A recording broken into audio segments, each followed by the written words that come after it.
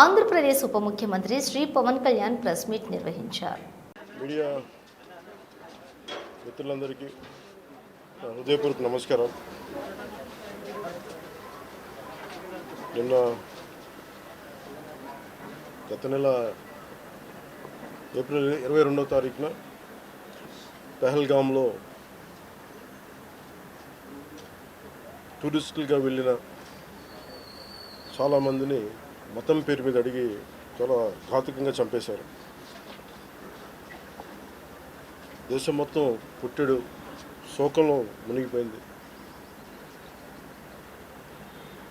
నువ్వు హిందువా కాదా అని చెప్పి అడిగి మరీ చంపేసిన విధానం చాలా చాలా దారుణంగా ఉంది.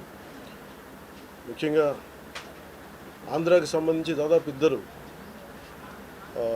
కుటుంబాలతో సహా వెళ్ళిన ఇద్దరిని చనిపోయిన 27 మందిలో కూడా ఇద్దరు ఆంధ్ర ప్రాంతానికి చెందిన వాళ్ళు కూడా ఉన్నారు. వాళ్ళని అడిగింది మీరు హిందువులా కాదా అని చెప్పి వారి కుటుంబాల ముందే, వాళ్ళ పిల్లల ముందే, వాళ్ళ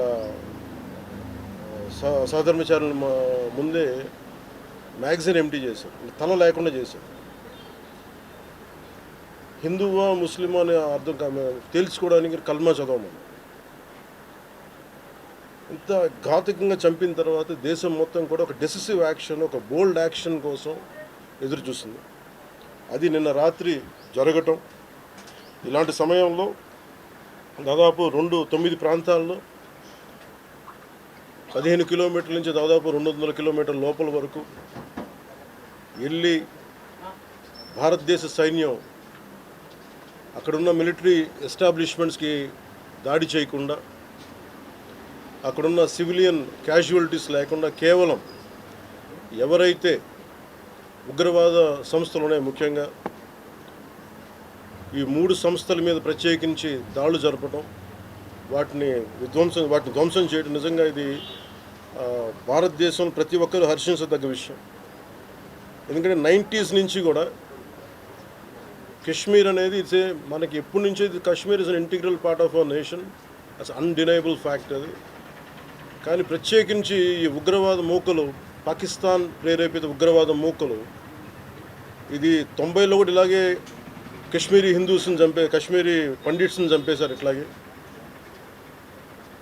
చంపేసి కొంతమంది గతంలో కూడా చంపేస్తే అలాగే వాళ్ళని అంత్యక్రియలు చేయడానికి వాళ్ళని శ్మశానం దగ్గర తీసుకెళ్తే అక్కడ కూడా మిగతా కొంతమంది హిందువులను చంపేశారు. సో హిందువుల మీద దాడి అనేది ఇది అనాదిగా జరుగుతూనే ఉంది. కానీ I think it is a right time to take a decisive and bold action. It's a commendable job done by our army personnel and defense personnel, and we have to appreciate them. We'll stand by them under the leadership of